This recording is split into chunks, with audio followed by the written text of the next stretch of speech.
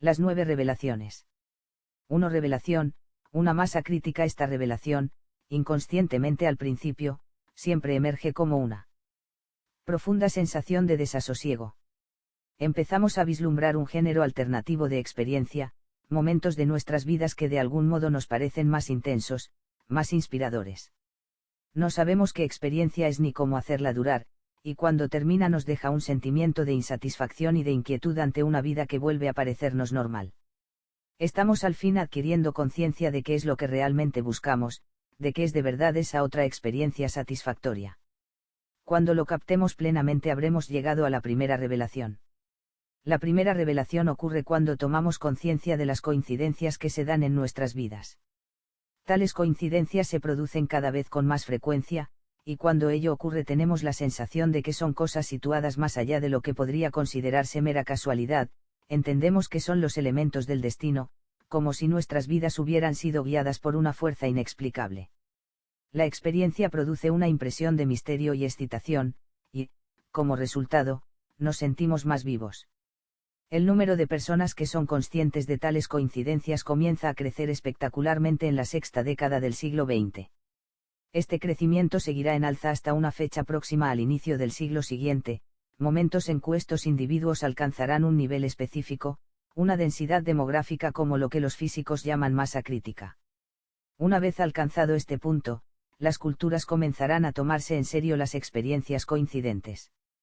Todos se preguntarán simultáneamente qué misterioso proceso se desarrolla en este planeta debajo de la vida humana. Será esta pregunta formulada al mismo tiempo por un número suficiente de personas, la que permitirá que las demás revelaciones lleguen también a las conciencias.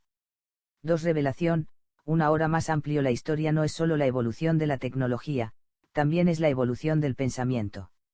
A través de la comprensión de la realidad de las personas que nos precedieron, nosotros podemos saber por qué miramos al mundo de la forma en la que lo hacemos, y cuál es nuestra contribución al futuro progreso. Podemos fijar con precisión el momento en que entramos en el desarrollo, a más amplia escala, de la civilización, y esto nos proporciona cierta idea de hacia dónde nos encaminamos. La segunda revelación sitúa nuestra percepción actual en una perspectiva histórica más dilatada. En la conclusión del segundo milenio seremos capaces de ver este periodo de la historia en su conjunto, e identificaremos una particular preocupación que se ha desarrollado durante la última mitad del milenio, en lo que ha sido llamado Edad Moderna. La percepción que hoy tenemos de esas coincidencias representa una especie de despertar del sueño que supone aquella preocupación. Para entenderla visualizaremos lo siguiente: imagínese a sí mismo viviendo en el año 1000, en lo que hemos llamado Edad Media. La primera cosa que debe usted comprender es que la realidad de la época la definen los poderosos clérigos de la Iglesia cristiana. Gracias a su posición, aquellos hombres tienen una gran influencia sobre la mente del pueblo llano. Y el mundo que aquellos hombres describen como mundo real es, por encima de todo, espiritual. Generan una realidad que coloca su concepción de los planes de Dios para toda la humanidad en el centro mismo de la vida. Visualice esto: usted pertenece a la clase social de su padre, es básicamente un campesino o aristócrata, y sabe que seguirá confinado para siempre en dicha clase social. Pero independientemente de la clase a la que pertenezca o del trabajo que realice, pronto se dará cuenta que su posición social es secundaria ante la realidad espiritual de la vida tal y como la conciben los eclesiásticos. La vida, descubre usted, consiste en pasar una prueba espiritual. Los eclesiásticos explican que Dios ha situado a la humanidad en el centro de su universo, rodeado por la totalidad del cosmos, con un único y exclusivo propósito: ganar o perder la salvación. Y en esa prueba debe usted elegir entre dos fuerzas contrapuestas, la fuerza de Dios y las insidiosas tentaciones del demonio. Pero observe que no se lanza solo al combate. De hecho, como simple individuo no está usted cualificado para determinar su condición a este respecto. Esta es la jurisdicción de los eclesiásticos. Ellos están ahí para interpretar las escrituras y señalar cada paso de su camino, según esté en concordancia con Dios o le esté embaucando Satanás. Si sigue sus instrucciones, tiene asegurada la recompensa de la otra vida más allá de la muerte. Pero si fracasa en mantener el rumbo que le han trazado, bien, entonces, ahí están la excomunión y la condena segura a los castigos del infierno. El hecho crucial que hay que entender aquí es que cada aspecto del mundo medieval está definido en términos que no son de este mundo. Todos los fenómenos de la vida, desde una tormenta a un terremoto, hasta la cosecha que se recoge a plena satisfacción o la muerte de un ser querido, son definidos bien como fruto de la voluntad de Dios, o bien de la malignidad del diablo. No existen los conceptos de clima, ni de fuerzas geológicas, ni de horticultura, ni de enfermedad. Todo esto vendrá después. Por el momento, usted cree a pies juntillas a los eclesiásticos, usted da por hecho que el mundo funciona exclusivamente por medios espirituales. Imagine ahora que esa realidad que visualiza empieza a resquebrajarse. La visión medieval del mundo, su visión, comienza a caer a pedazos en los siglos XIV y XV. Primero, usted nota ciertas impropiedades por parte de los mismos eclesiásticos, violan secretamente sus votos de castidad, o se toman la libertad de mirar hacia otro lado cuando los representantes del gobierno incumplen las leyes divinas. Estas impropiedades le causan a usted considerable alarma, por cuanto los eclesiásticos se tienen a sí mismos por la única conexión entre usted y Dios. Recuerde que son los intérpretes exclusivos de las Escrituras, los únicos árbitros de la salvación que usted aspira. De súbito está usted en medio de una rebelión abierta. Un grupo encabezado por Martín Lutero reclama la completa ruptura con la cristiandad papal. Los eclesiásticos son corruptos, dicen, y piden que se ponga fin al reinado de aquellos individuos sobre la mente del pueblo. Se forman nuevas iglesias basadas en idea de que cada persona debería poder acceder por sí misma a las sagradas escrituras e interpretarlas según su deseo, sin intermediarios. Mientras usted observa incrédulo lo que ocurre, la rebelión triunfa. Los eclesiásticos empiezan a retroceder. Estos hombres han definido la realidad durante siglos, y ahora, ante sus ojos de espectador, están perdiendo credibilidad. En consecuencia, el mundo entero es puesto en tela de juicio.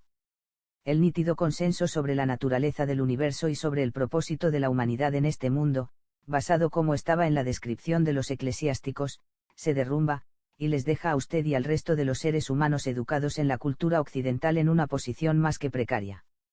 Después de todo, usted ha madurado acostumbrándose a la presencia en su vida de una autoridad que definía la realidad constantemente, y sin aquella dirección externa se siente confuso y extraviado. Si la descripción de la realidad y la razón de la existencia humana que le han dado los eclesiásticos son erróneas, se pregunta, ¿qué cosas son las que merecen crédito? Tal colapso ocasionó un tremendo trastorno. Por todas partes se cuestionaba la antigua visión del mundo. De hecho, hacia el 1600 los astrónomos habían demostrado más allá de toda duda que el Sol y las estrellas no giraban en torno a la Tierra, como pretendía la Iglesia. Estaba claro que la Tierra era solo un pequeño planeta en la órbita de un Sol menos que pertenecía a una galaxia que contenía miles de millones de soles similares. La humanidad había perdido su lugar privilegiado en el centro del universo de Dios. Ahora, cuando usted observa si hace buen o mal tiempo, si comprueba que sus plantas crecen o se entera de que alguien ha muerto inesperadamente, siente un ansioso desconcierto. En el pasado habría dicho que Dios era el responsable, o quizás el diablo. Pero a medida que el mundo medieval desaparece, aquella certidumbre desaparece con él. Todas las cosas que usted daba por sentadas necesitan nuevas definiciones, y muy especialmente la naturaleza de Dios y la relación de usted con Dios. Con esta conciencia comienza la Edad Moderna. Hay un creciente espíritu democrático y una desconfianza masiva en la autoridad del Papa y del Rey. Las definiciones del universo basadas en la especulación o en la fe en los textos bíblicos ya no son automáticamente aceptadas. A pesar de la falta de certidumbre absoluta, las personas no querían ya arriesgarse a que un nuevo grupo sometiera a control su realidad como lo habían hecho los clérigos. Si usted hubiera estado allí, probablemente habría participado en la elaboración de un nuevo mandato a favor de la ciencia. Usted habría dirigido la mirada a este vasto universo indefinido y habría pensado, como hicieron los demás pensadores de la época, que necesitábamos un método que generase consenso, una manera de explorar sistemáticamente este nuevo mundo que teníamos ante nosotros. Y a esta nueva manera de descubrir la realidad la habrían llamado método científico, que no consiste más que en poner a prueba una idea sobre cómo opera el universo, para llegar después a alguna conclusión y finalmente ofrecer esta conclusión a otros para saber si están de acuerdo con ella. Entonces tendrían preparado ya exploradores que saldrían ya a este nuevo universo, provisto cada uno del método científico, y les habrían encomendado una misión histórica, explorar este lugar y descubrir cómo funciona y qué significa el hecho de que nosotros nos encontremos vivos aquí. Usted sabe que ha perdido su certeza en un mundo regido por Dios y, a consecuencia de ello, su certeza respecto a la naturaleza del mismo Dios.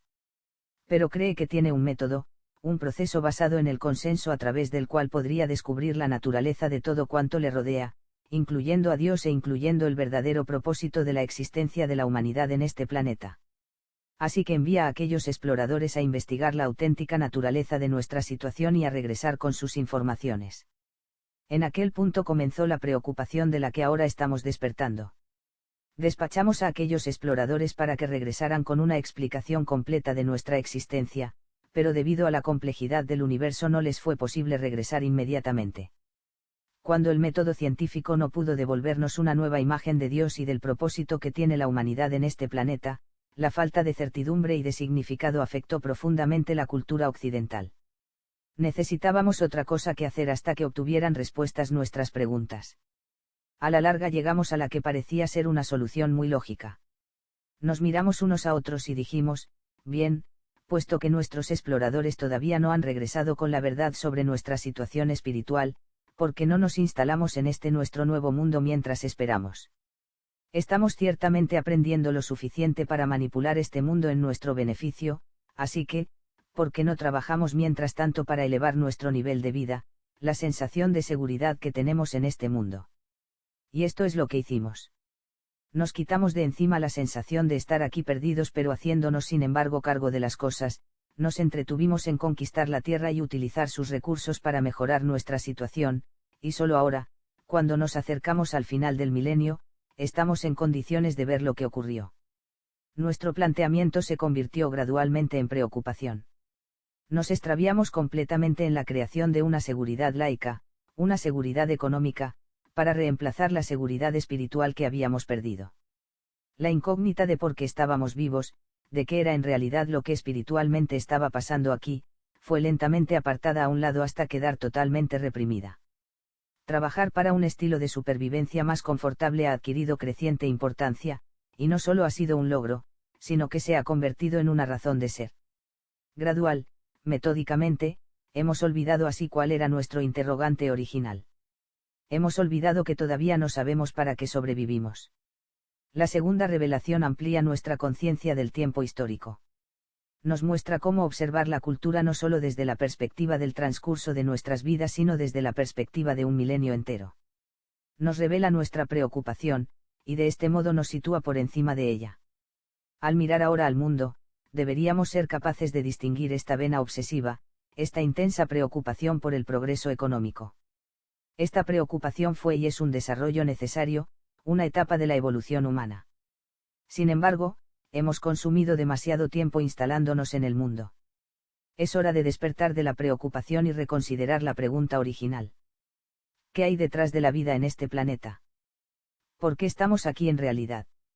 3. Revelación, una cuestión de energía. La tercera revelación describe un nuevo concepto del mundo físico.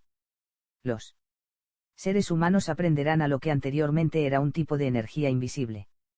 Tras la caída de la concepción medieval del mundo, los occidentales se dieron cuenta de pronto de que vivían en un universo totalmente desconocido. Al intentar comprender la naturaleza de este universo supieron que de un modo u otro había que separar los hechos de la superstición. A este respecto los científicos asumieron una actitud particular conocida como escepticismo científico, que exige básicamente el soporte de una evidencia sólida para cada nuevo aserto sobre cómo funciona el mundo.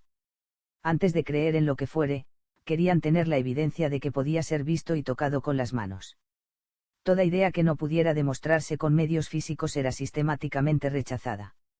Esta actitud rindió excelentes servicios con los fenómenos más obvios de la naturaleza, con objetos tales como rocas, cuerpos y árboles, objetos que cualquiera puede percibir, no importa lo escéptico que sea. Rápidamente ampliaron su campo de trabajo y pusieron nombre a cada porción del mundo físico, intentando siempre descubrir por qué el universo operaba siempre como lo hacía. Finalmente establecieron que todo cuando ocurre en la naturaleza lo hace de acuerdo con alguna ley natural, que cada acontecimiento tiene una causa física directa y comprensible. Decidieron, al igual que los demás, dominar el sitio donde se encontraban, del mismo modo que otras personas de su época. La idea fue crear una comprensión del universo que hiciese que el mundo pareciera seguro y manejable, y la actitud escéptica los mantendría centrados sobre problemas concretos que harían su existencia aparentemente más tranquila y llevadera. Con esa actitud, la ciencia erradicó del mundo todo cuanto era problemático y esotérico. Concluyeron fieles a los pensamientos de Isaac Newton que el universo operaba siempre de una manera predecible, como una enorme máquina, porque durante mucho tiempo esto fue lo único que de él pudo demostrarse. Las cosas que ocurrían simultáneamente a otros acontecimientos, pero que no tenían con estas relación casual, se consideró que eran debidas exclusivamente al azar. Más tarde se produjeron dos investigaciones que volvieron a abrir sus ojos a los misterios del universo. En las últimas décadas se ha descrito copiosamente a propósito de la revolución en las ciencias físicas, pero en realidad los cambios provienen de dos grandes hallazgos, los de la mecánica cuántica y los de Albert Einstein. La labor que llenó toda la vida de Einstein fue mostrarnos que lo que percibimos como materia dura es en su mayor parte un espacio vacío por cuyo interior circula una forma de energía. Esto nos incluye a nosotros. Y lo que la física cuántica ha venido a demostrar es que cuando miramos estas formas de energía a niveles cada vez más pequeños, vemos resultados asombrosos. Los experimentos revelan que cuando se separan diminutas porciones de esta energía, las que llaman partículas elementales, y se trata de observar cómo operan, el acto de la observación por sí mismo altera los resultados, es como si sobre aquellas partículas influyera lo que espera o piensa el experimentador. Es cierto incluso si las partículas deben aparecer en lugares a los que no es posible que lleguen, dadas las leyes del universo tal y como la conocemos, dos lugares distintos en el mismo momento, adelante o atrás en el tiempo. La tercera revelación concluye que el ingrediente básico del universo va pareciéndose más cada día a una energía pura que es maleable a la intención y las expectativas humanas de una manera que desafía el viejo modelo mecanicista del mismo universo, como si nuestras propias expectativas, nuestra esperanza, provocasen que nuestra energía fluyese hacia el mundo y afectase a otros sistemas de energía. La percepción humana de esta energía se inicia por una acusada sensibilidad por la belleza. La concepción de la belleza constituirá una especie de barómetro que indica a cada uno de nosotros lo cerca que está de percibir esta energía. Las cosas que cada uno percibe como bellas pueden ser diferentes unas de otras, pero las verdaderas características que atribuimos a los objetos bellos son similares: mayor presencia, mayor nitidez de forma, exhibe más viveza de color, algo que destaca, algo que brilla, algo casi iridiscente comparado con la opacidad de otros objetos menos atractivos. Ahí está la clave para percibir la energía, buscando y percibiendo la belleza del entorno. 4. Revelación, la pugna por el poder. Esta revelación trata de los conflictos. ¿Por qué los individuos se tratan unos a otros con tanta violencia? Siempre hemos sabido que esta violencia procede del impulso que nos lleva a intentar someter y dominar a nuestros semejantes, y al estudiar el fenómeno desde el interior, desde el punto de vista de la conciencia individual, se descubre que cuando un individuo se acerca a otra persona y traba conversación con ella, lo cual ocurre en el mundo millones de veces cada día, pueden suceder dos cosas: que el individuo se aleje sintiéndose fuerte o sintiéndose débil, según lo que haya ocurrido en la interacción. Por esta razón los seres humanos parecen adoptar una actitud manipuladora. No importa cuáles sean las circunstancias de la interacción ni el tema a tratar, nosotros nos preparamos para decir lo que más nos convenga con tal de salirnos con la nuestra en la conversación. Cada uno de nosotros procura hallar una manera de ejercer el control y de este modo dominar el encuentro. Si lo conseguimos, si nuestro punto de vista prevalece, entonces, en lugar de sentirnos débiles, recibimos un refuerzo psicológico. Dicho de otra manera, los seres humanos tratan de ser más listos que el prójimo e imponerle su control no solo en razón de una meta tangible a la que intentan llegar en el mundo exterior, sino por la exaltación que así recibimos psicológicamente. Este es el motivo de que se vean en el mundo tantos conflictos irracionales, lo mismo a nivel individual que entre las naciones. Todas estas materias están emergiendo ahora a la conciencia pública. Los seres humanos se percatan de hasta qué punto se manipulan unos a otros, y en consecuencia están reconsiderando sus motivaciones. Buscan otra manera de interactuar. Esta reconsideración forma parte de la nueva visión del mundo que proporcionan las revelaciones. Cuando dos personas discuten, sus energías se empujan mutuamente, como si cada una tratase de capturar la contraria mientras esas personas interactúan. Discuten sobre quién tiene la visión correcta en una determinada situación, sobre cuál de las dos está en lo cierto. Cada una quiere triunfar a costa de la otra, incluso llegando al extremo de invadir la confianza en sí misma de la oponente y de recurrir al insulto si es preciso, cuando más a la violencia. El movimiento de esta energía, si podemos observarlo sistemáticamente, Una vía para comprender lo que los seres humanos están recibiendo cuando compiten y discuten y se perjudican unos a otros. Cuando se controla a otro ser humano se recibe su energía, se llena uno a expensas del otro, y es llenarse de esa energía lo que motiva la confrontación. La tercera revelación muestra que el mundo físico es en efecto un vasto sistema de energía, y la cuarta pone en evidencia que durante mucho tiempo los seres humanos han competido inconscientemente por la única parte de esta energía a la que estaban abiertos, la parte que fluye entre las personas. En esto han consistido siempre los conflictos humanos, desde las pequeñas pugnas en familia o en lugares de trabajo hasta las guerras entre naciones. Es el resultado de sentirse inseguro y débil y tener que robar la energía de otros para sentirse bien, y aunque algunas guerras fueron justas, el único motivo de que cualquier disputa no pueda resolverse inmediatamente es que uno de los bandos se aferra a una posición irracional, y esto ocurre por causa de la energía. Comprender la cuarta revelación, es poder ver el mundo de los hombres como una vasta competencia por la energía, y en consecuencia por el poder. Sin embargo, una vez los seres humanos comprendan su pugna empezarán a superar esos conflictos. Todos comenzarán a liberarse de la competencia por la mera y estricta energía humana, porque al fin estarán en condiciones de recibirla de otra fuente. 5. Revelación, el mensaje de los místicos. Esta revelación describe un nuevo concepto de lo que siempre se ha llamado conocimiento místico. Durante las últimas décadas del siglo XX, este conocimiento se divulgaría como una forma de ser efectivamente asequible, una forma ya demostrada por los más esotéricos practicantes de muchas religiones. Para la mayoría de las personas el conocimiento místico seguiría siendo un concepto intelectual, válido únicamente para comentarlo y debatirlo. Pero para un creciente número de individuos sería una experimentación real, porque tales individuos captarían destellos o ráfagas de aquel estado mental en el transcurso de sus vidas. Esta experiencia es la clave para poner fin a los conflictos humanos en el mundo, pues durante ella se recibe energía de otra fuente, una fuente con la que a la larga se aprendería a conectar a voluntad. Los alimentos son la principal manera de obtener energía, pero con objeto de absorber totalmente esta energía la comida debe ser apreciada, saboreada. El sabor es la puerta de entrada. Hacer del comer una experiencia sagrada es prepararse para aceptar que lo que uno come pueda incorporarse íntegramente al cuerpo, como una absorción superior de los alimentos. Pero comer es solamente el primer paso. Después de que de esta manera haya aumentado la energía personal, uno se vuelve más sensitivo a la energía de todas las cosas, y entonces se aprende a recibir energía sin comer. A través de la respiración puede obtenerse una gran cantidad de esta energía, con respiraciones profundas, retenidas y pausadas. Concentrándose en el proceso de entrada y salida de aire tanto como con el sabor en las comidas.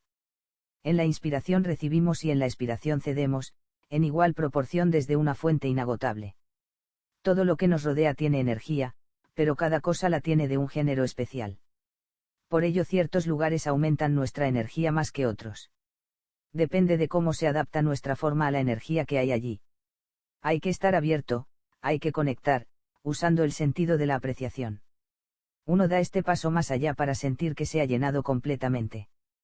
Para tener una experiencia mística son varios pasos los que han de seguirse.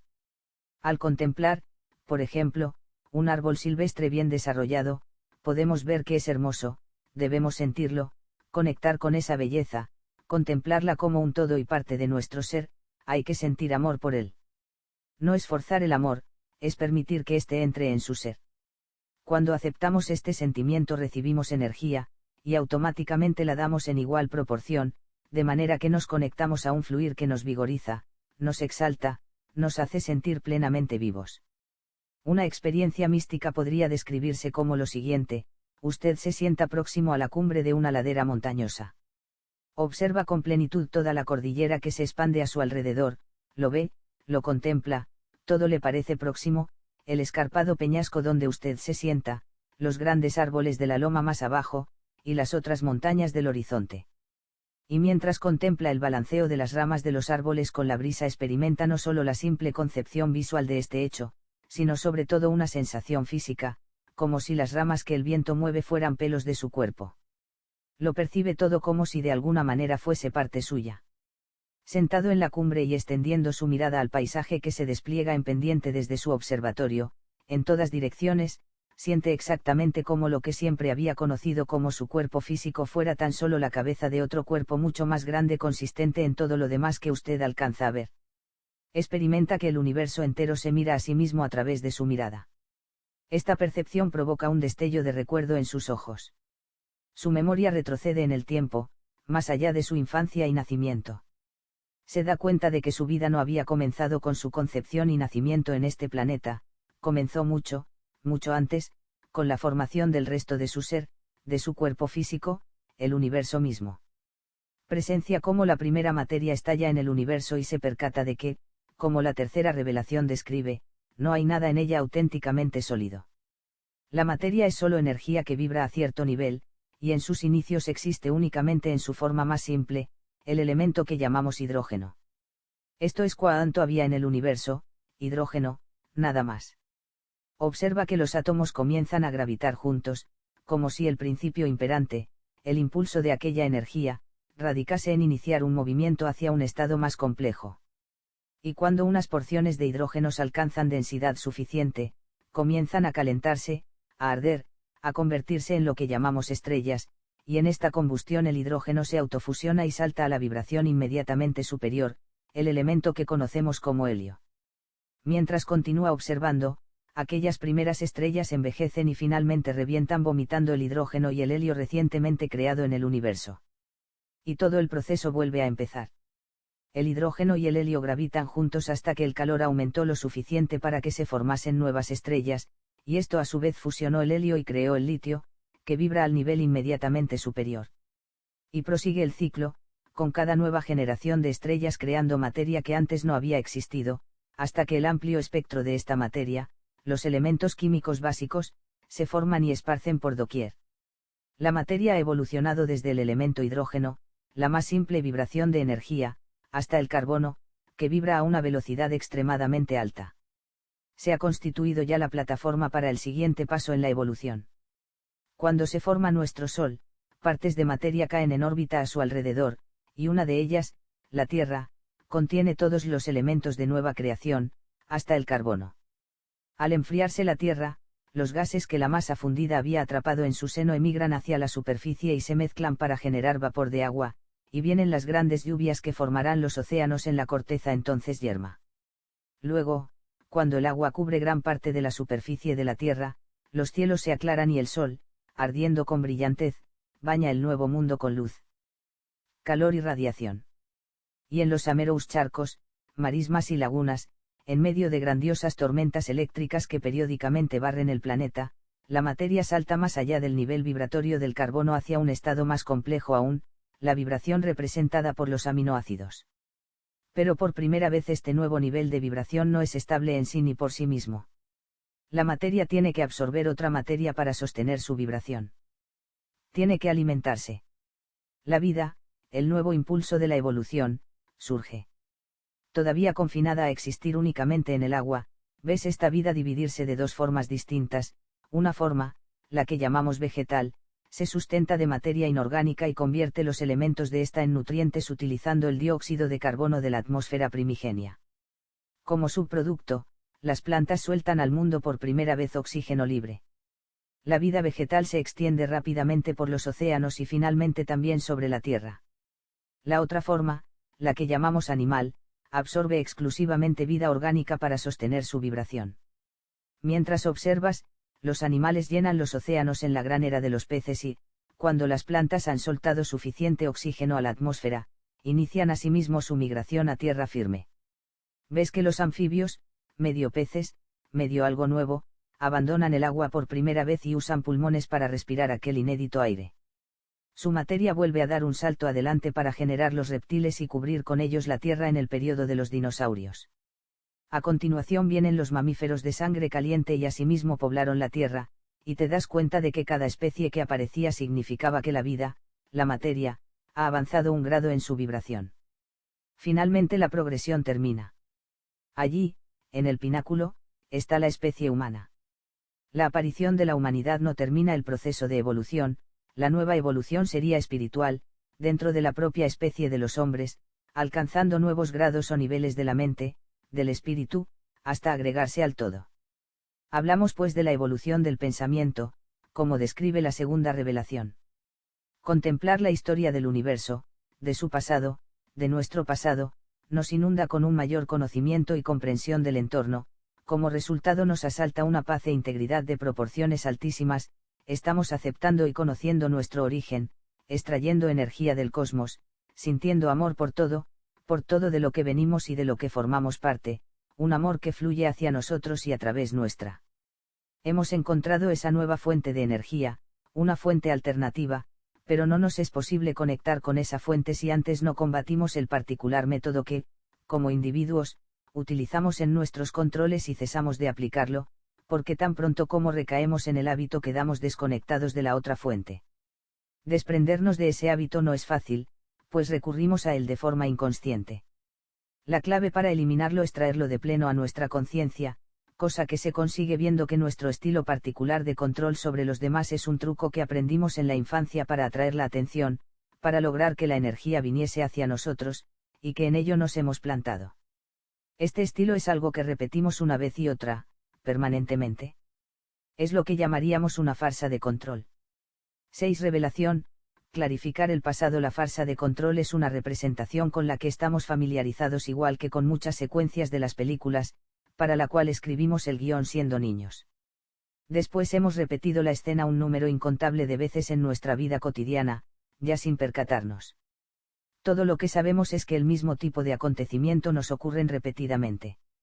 El problema es que si estamos repitiendo sin cesar una determinada escena, entonces las determinadas escenas de la película de nuestra vida real, la gran aventura marcada por las coincidencias, no pueden desarrollarse. Paramos la película cuando repetimos nuestra farsa única para maniobrar en busca de energía. El primer paso para tener las cosas claras es, en el caso de cada uno de nosotros, trasladar nuestra particular farsa de control a plena conciencia. Nada adelantamos hasta que nos miramos realmente a nosotros mismos y descubrimos qué hemos estado haciendo para maniobrar en busca de energía. Cada uno de nosotros debe retroceder a su pasado, volver a los inicios de nuestra vida familiar y ver cómo se formó el hábito que hemos adquirido. Viendo su comienzo nos será más fácil ver de qué manera tratamos de ejercer el control. La mayoría de los miembros de nuestra familia representaban una farsa de control destinada a extraer energía de nosotros, los niños. Debido a ello tuvimos, ante todo, que montar también nuestra farsa de control. Necesitábamos una estrategia para recuperar energía. El desarrollo de nuestras farsas particulares guarda relación con nuestra familia. Sin embargo, una vez hayamos identificado la dinámica de la energía en la familia, podremos rebasar aquellas estrategias de control y ver lo que realmente estaba pasando. Toda persona debe reinterpretar su experiencia familiar desde un punto de vista evolutivo, un punto de vista espiritual, y descubrir quién es realmente. Una vez hecho esto, nuestra farsa de control desaparece y nuestra vida, la auténtica, cambia de rumbo. Esta revelación nos muestra una clasificación de las farsas de control, a las que acudimos con el fin de ganar energía, definiéndonos por una que practicamos con mayor frecuencia. Todo el mundo manipula a los demás para obtener energía, bien sea agresivamente, forzando a los demás a que les presten atención, bien pasivamente, actuando sobre la simpatía o la curiosidad de la gente para atraer aquella atención. Por ejemplo, si alguien nos amenaza, verbal o físicamente, nos vemos obligados, por miedo a que nos ocurra algo malo, a prestarle atención y, en consecuencia, a cederle energía. La persona que nos amenaza nos estará arrastrando al género de farsa más agresivo, lo que la sexta revelación llama el intimidador. Si, por otra parte, alguien nos cuenta las cosas horribles que le ocurren, dando a entender quizá que somos nosotros los responsables y que si nos negamos a ayudarle continuarán ocurriéndole esas cosas horribles, entonces esa persona pretende controlarnos al nivel más pasivo, lo que se conoce como la farsa de un pobre de mí, tratando de hacernos sentir culpables en su presencia aunque sepamos que no hay motivo para sentirse así o no les hayamos hecho nosotros esos males, tan solo que no hacemos lo suficiente por ayudarles. El interrogador corresponde a otro género de farsa. Es una persona que usa este procedimiento concreto de obtener energía, construir una farsa en la que hace preguntas y sondea el mundo de otra persona con la intención específica de encontrar algo censurable. Cuando lo ha encontrado, critica este aspecto de la vida del otro. Si la estrategia funciona, la persona criticada es incorporada a la farsa. Luego, de súbito, dicha persona se siente cohibida, tímida, se mueve en torno al interrogador y presta atención a cuanto éste hace y piensa, con objeto de no hacer ella algo malo que el interrogador pueda notar. Esta deferencia psíquica proporciona al interrogador la energía que desea. La última farsa consiste en crear una representación durante la cual el sujeto se aparta y parece misterioso, lleno de secretos. Se dice a sí mismo que obra de este modo por cautela, pero lo que realmente hace es confiar en que alguien será atraído por esta farsa e intentará deducir qué es lo que pasa con él. Cuando alguien lo intenta, él sigue siendo impreciso, indefinido, forzando a la otra persona a insistir, a indagar, a escudriñar para discernir cuáles son sus verdaderos sentimientos. Mientras el otro actúa así, le dedica a él toda su atención y esto proyecta su energía hacia el sujeto en cuestión. Cuanto mayor tiempo lo mantiene interesado y desconcertado, mayor es la energía que recibe el otro. Así pues, se establece una relación entre las farsas, de modo que contemplando la que interpretaban más comúnmente en nuestro entorno familiar a nuestro respecto, crearon de forma inconsciente la nuestra. El interrogador crea al reservado y viceversa, y el intimidador crea o bien otro intimidador, que compite con él, o bien un pobre de mí. Existe la tendencia de ver las farsas en los demás y creer que uno está libre de semejantes artificios. Debemos superar esta ilusión para seguir adelante. Casi todos tendemos a aficionarnos, por lo menos durante un tiempo, a una farsa determinada, y es preciso detenernos y estudiarnos a nosotros mismos hasta descubrir cuál es. Hecho esto, podemos encontrar en nuestras vidas un significado superior, una razón espiritual por la cual nacimos cada uno en una familia concreta y no en otra. Podemos empezar a tener claro quiénes somos realmente. Para esclarecer nuestro destino, para qué hemos venido al mundo y en el momento y lugar que lo hemos hecho, debemos retornar nuevamente a la familia, centrándonos en el padre y la madre, o en quien adoptó el papel. Debemos observar las aspiraciones y visión del mundo de cada uno, cómo enfocaban la vida, cómo había que vivir, cómo según cada uno había que vivir la vida y trataba de transmitírnoslo tratando de sobreponer su visión a la del otro cónyuge. Viendo esto, podemos esclarecer una fusión de ambas visiones en nosotros, a menos que nos hayamos decantado por la influencia de una concreta. Podemos asumir y aceptar la del padre, o la de la madre, o la de ambos, lo que ocurre con mayor frecuencia. Esclareciendo esto podemos entender nuestra forma de ver la vida y de cómo vivirla, así optaremos más adecuadamente por los caminos que se nos presenten, una vez comprendamos quiénes somos, y así descubrir para qué estamos aquí. Nosotros tomamos el nivel de evolución de nuestros padres y lo elevamos más aún, es así como continúa la evolución tras al hombre. 7. Revelación. Cómo agregarse al fluir. Esta revelación habla de qué manera surgen los objetos ante nosotros, de cómo ciertos pensamientos acuden para servirnos de guía. Nada ocurre por casualidad, que caminemos tranquilamente y un gran número de cosas y encuentros ocurran no son fruto del azar, esos caminos se nos presentan por alguna razón y esas personas están ahí por otra. En nuestro criterio está discernir qué caminos, qué opciones o qué interacciones pueden merecernos la pena. Para dilucidar esto debemos estar conectados con la energía, con la fuente, luego percatarnos de detalles aparentemente sin importancia a fin de determinar qué opción o acción puede tener mensaje para nosotros. Si hablamos de optar por elegir una dirección u otra, debemos concentrarnos en ambas y observar el entorno, discerniendo cuál por alguna inexplicable razón nos parezca más atractivo, y no necesariamente por su belleza, sino como una intuición. Si soñamos algo, debemos analizar este sueño para tratar de descubrir un posible mensaje oculto. Esto se acentúa si el sueño se repite. Las pesadillas nos traen los mensajes más importantes. La trama del sueño hay que compararla con la historia de nuestra vida para comprender su significado. Hay que estar atentos, porque muestran hechos o posibles hechos de nuestra vida en los que no habíamos reparado. Cuando divagamos en ensoñaciones también hay que estar atento, puede que nos veamos en algún lugar haciendo algo concreto, solos o con alguien determinado, puede que debamos provocar ese encuentro o acudir a ese lugar a fin de buscar lo visualizado, buscar la coincidencia. Si estamos bien conectados, la energía nos muestra el camino antes de que ocurra, y todo aparece como una coincidencia de elegir la opción correcta, lo cual nos llena de vigor y nos hace sentir más vivos. Si el pensamiento o la imaginación de algo acude de improviso a la mente, guarda un significado. En definitiva, debemos estar alerta a las coincidencias o intuiciones, y de las que se nos den tratar de averiguar cuáles merecen la atención y cuáles podemos descartar, porque al en un lugar concurrido no podemos hablar con todos a la vez, quizá tengamos que elegir por circunstancias de tiempo entre una opción y otra, así pues estas señales nos pueden ayudar a averiguar qué será más provechoso. Tener presente todo esto, nos ayuda a estar prevenidos con lo que ha de venir. Cuando un pensamiento acude a la mente debemos preguntarnos por qué acude en ese momento concreto y qué relación puede tener con nuestra vida, debemos adoptar la postura de observadores. De igual modo, los pensamientos negativos, las ensoñaciones de este tipo, hay que rechazarlas en cuanto aparecen. A continuación vendrá otra imagen, otra con buenas consecuencias que se impondrá en nuestra mente. Pronto las imágenes negativas ya no se producirán casi nunca. Nuestras intuiciones se referirán a cosas positivas. Si después de ello, sin embargo, aparecen imágenes negativas, han de ser tomadas muy en serio y no seguirlas, pues es una precognición casi segura, como por ejemplo si tuviéramos la imagen de un accidente de tráfico y poco después se nos presenta la ocasión de un viaje en coche, no hay que aceptarlo.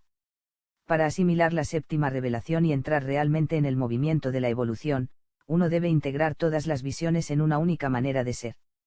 A consecuencia de las revelaciones, uno despierta y ve el mundo como un lugar misterioso que nos proporciona todo cuanto necesitamos, si somos lúcidos y no nos desviamos de nuestro camino. Entonces estamos preparados para iniciar el flujo evolutivo. Nos agregamos a este proceso manteniendo con firmeza en la mente los problemas de nuestra vida cotidiana. Y además estando al acecho de cualquier directriz, lo mismo si viene de un sueño, de un pensamiento intuitivo o de la forma en que nuestro entorno se vuelve iridiscente y se proyecta hacia nosotros. Acumulamos nuestra energía y centramos la atención a nuestras situaciones, a los problemas que tenemos, y enseguida recibimos alguna forma de orientación intuitiva, una idea de a dónde ir y qué hacer, y después se producen las coincidencias que nos permiten avanzar en esa dirección. Y cada vez que las coincidencias nos conducen hacia algo nuevo, crecemos, nos convertimos en personas más completas que existen en un nivel de vibración superior. Todas las respuestas que acuden misteriosamente a nosotros vienen en realidad de otras personas. Pero no todas las personas que nos encontramos tienen la energía o la clarividencia convenientes para revelarte el mensaje que puedan transmitir. Al igual que proyectamos energía hacia las plantas o las cosas, hay que hacer lo mismo con una persona. Cuando la energía entra en ella, le ayuda a ver su propia verdad. Entonces podrá transmitirnos esa verdad. Nuestro reto es encontrar el lado positivo de toda situación que se nos presente. 8. Revelación. La ética interpersonal. La octava trata de cómo relacionarnos con las demás personas, desde los niños hasta las relaciones sentimentales. Trata de cómo aprenderemos finalmente los seres humanos a relacionarnos unos con otros, de cómo proyectar energía hacia los demás y cómo evitar la adicción a las personas. Enseña a utilizar la energía de una manera nueva cuando nos relacionamos con la gente en general, empezando por el principio, por los niños. A los niños debemos verlos como lo que son realmente, puntas de lanza en la evolución que nos hace progresar. Pero a fin de que aprendan a evolucionar necesitan nuestra energía sobre una base incondicional constante. Lo peor que se le puede hacer a un niño es drenar su energía mientras le reprendemos. Esto es lo que crea en ellos farsas de control. En cambio, estas manipulaciones inducidas en los niños pueden evitarse si los adultos les damos toda la energía que necesitan, cualquiera que sea la situación. Hay que incluirles siempre en las conversaciones, especialmente si se refieren a ellos. Y no se debe asumir responsabilidad sobre más niños que aquellos sobre los que pueda prestar verdadera atención. Un adulto solo puede concentrarse y dedicar su atención a un único niño cada vez. Si hay demasiados niños para el número de adultos, entonces estos se sienten agobiados y son incapaces de proporcionar suficiente energía. Los niños empiezan a competir unos con otros por el tiempo de los adultos. Los niños deberían conocer el mundo a través de los ojos de los adultos, no de los otros niños. No se debe traer, pues, hijos al mundo si no hay por lo menos un adulto encargado de concentrar toda su atención, y durante todo el tiempo, a un único niño. Los seres humanos aprenderán a ampliar sus familias más allá de los lazos de sangre, en este caso, otra persona puede proporcionar la atención individualizada. No toda la energía ha de proceder exclusivamente de los padres. De hecho, es mejor que no ocurra así. Tratarlos con seriedad y verdad, evitando respuestas fantásticas o caprichosas destinadas a divertir a los adultos frente a sus preguntas. La verdad como respuesta, en un lenguaje adaptado y comprensible para su condición infantil, haciéndoles ver que es fantasía y que no lo es. La verdad siempre puede expresarse para el nivel de comprensión infantil, nunca es demasiado complicada para que un niño la entienda. Otro punto que trata la octava revelación es sobre la adicción a otras personas. Cuando uno o una logra aprender a ser claro y se compromete en su propia evolución, cualquiera de nosotros puede verse frenado bruscamente por una adicción a otra persona. Esta idea explica por qué en las relaciones sentimentales surgen pugnas por el poder. Siempre nos hemos preguntado qué provoca el fin del arrobamiento y de la euforia de un amor, para convertirlo repentinamente en un conflicto, y ahora podemos saberlo. Es un resultado del flujo de energía entre los individuos implicados. Cuando nace el amor, los dos individuos se están dando energía uno a otro inconscientemente y ambas personas se sienten vigorosas y exaltadas. Este es el increíble nivel que todos llamamos enamorarse. Por desdicha, en cuanto confían en que esta sensación venga de otra persona, se desconectan de la energía del universo y empiezan a recurrir más aún a la energía del otro, solo que ahora no parece haber energía suficiente, y en consecuencia cesan de transmitírsela y vuelven a creer en sus farsas en un intento de controlarse mutuamente y extraer la energía del otro sin reciprocidad. Es en este punto cuando la relación degenera en el usual forcejeo por el poder. Nuestra susceptibilidad a este género de adicción puede ser descrita psicológicamente, el problema empieza en nuestra familia de origen. Debido a la competencia que suele haber por la energía en las familias, ninguno de nosotros ha sido capaz de completar un proceso psicológico muy significativo. No hemos sabido integrar nuestro opuesto lado sexual. La razón de que caigamos en la adicción a una persona del sexo contrario es que todavía no hemos accedido a esta energía del sexo opuesto nosotros solos, por nuestra propia cuenta. La energía mística que podemos aprovechar como fuente interna es a la vez masculina y femenina. Eventualmente podemos abrirnos a ella, pero cuando empezamos a evolucionar hemos de ser muy cautelosos. El proceso de integración requiere tiempo. Si conectamos prematuramente con una fuente humana para obtener nuestra energía, femenina o masculina según sea el caso, cerramos el paso al suministro universal. Piense en cómo debería funcionar esta integración en el seno de una familia ideal. En cualquier familia, el hijo recibirá su primera energía de los adultos que forman parte de su vida. Por lo general, hay tendencia a identificarse con el progenitor del mismo sexo para integrar su energía, y eso se consigue con facilidad. Pero recibir la energía del otro puede ser más difícil debido a la diferencia de sexo. Tomando como ejemplo a una niña, todo lo que ella sabe las primeras veces que intenta integrar su lado masculino es que se siente fuertemente atraída por su padre. Quiere tenerle constantemente cerca, a su lado si puede ser. Lo que ella realmente quiere es energía masculina, porque ésta complementa su lado femenino. De la energía masculina recibe una sensación de consumación y euforia. Pero comete el error de creer que la única manera de conseguir esta energía es poseyendo sexualmente a su padre y teniéndole físicamente cerca. Interesa destacar que, dado que la niña intuye que dicha energía debería en realidad ser suya y que ella debería poder gobernarla a voluntad, pretenderá dirigir al padre como si él fuera aquella parte de su persona. Cree que su padre es mágico y perfecto y capaz de satisfacer su más mínimo capricho. En una familia menos ideal que la que hemos imaginado, esto establece enseguida un conflicto de poder entre la niña y su padre. Se configuran las farsas a medida que ella aprende a tomar posiciones destinadas a manipularle a él para que le transmita la energía que desea. Sin embargo, en la familia ideal, el padre se mantendrá al margen de la competición. Continuará relacionándose honestamente con su hija y tendrá suficiente energía como para abastecerla incondicionalmente, incluso aunque no pueda hacer todo lo que ella le pide. Lo que importa saber aquí, en nuestro ejemplo ideal, es que el padre seguirá abierto y comunicativo. Ella cree que es magnífico, insuperable, pero si él explica francamente quién es y qué hace y por qué lo hace, entonces la niña puede integrar su estilo, sus aptitudes particulares, e ir más allá de la imagen irreal de su padre. Al final le verá como un ser humano determinado, un ser humano dotado de sus propios defectos y virtudes. Una vez tiene lugar esta auténtica emulación, la niña entrará en una rápida transición que la llevará de recibir de su padre la energía del sexo opuesto a recibirla como parte de la energía total que existe en la inmensidad del universo. El problema está en que la mayoría de los padres, hasta ahora, ha venido compitiendo con sus hijos por la energía, y esto nos ha afectado a todos. Debido a que existía esta competición, ninguno de nosotros ha resuelto cómo correspondería la cuestión pendiente del sexo opuesto.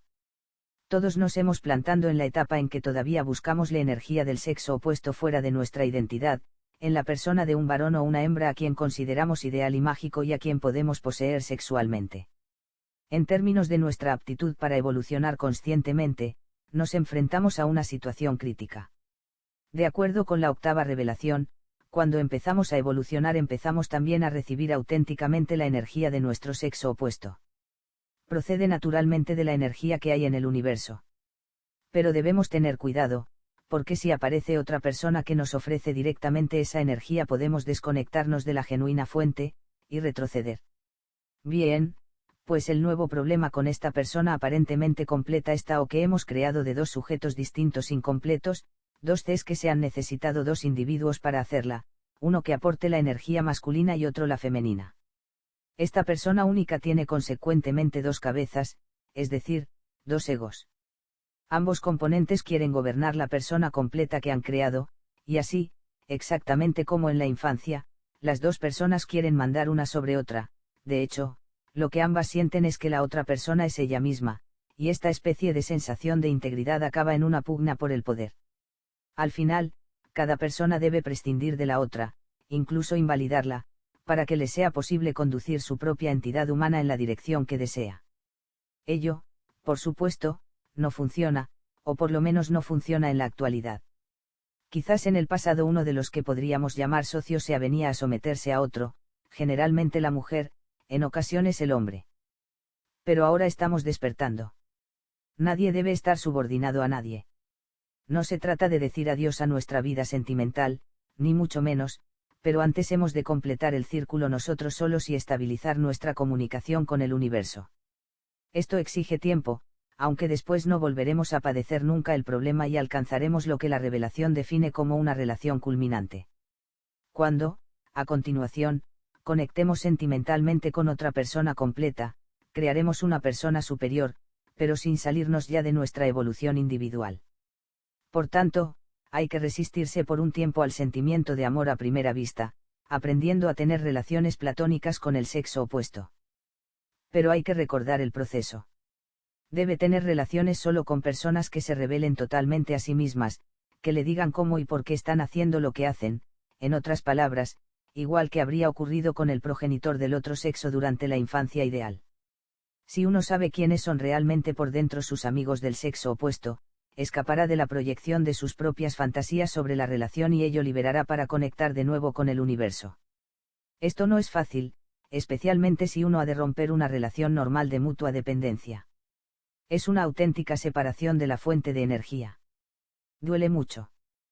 Pero debe hacerse. La dependencia mutua no es una especie de enfermedad nueva que algunos padecen. Todos padecemos esa dependencia mutua, y todos, hoy en día, la estamos superando. La idea es empezar a experimentar esa misma sensación de bienestar y euforia que se produce en los primeros momentos de una relación de mutua dependencia, pero estando solos. Uno ha de tenerle a él o a ella en su propio interior. Después de esto, uno evoluciona hacia adelante y puede encontrar la relación sentimental que específicamente le conviene. Cuando vemos a una persona varias veces en un periodo corto de tiempo, a la que quizá no hemos visto nunca o hacía tiempo que no veíamos, y creemos que es fruto del azar, no es así. Esa persona tiene con seguridad un mensaje para nosotros, o nosotros para ella. O bien cuando llegamos a un lugar repleto de gente y se nos cruza la mirada con alguien, o tenemos la sensación de que cierta persona nos resulta familiar a pesar de no haberla visto nunca, también hay que estar alerta a estos detalles. Fin.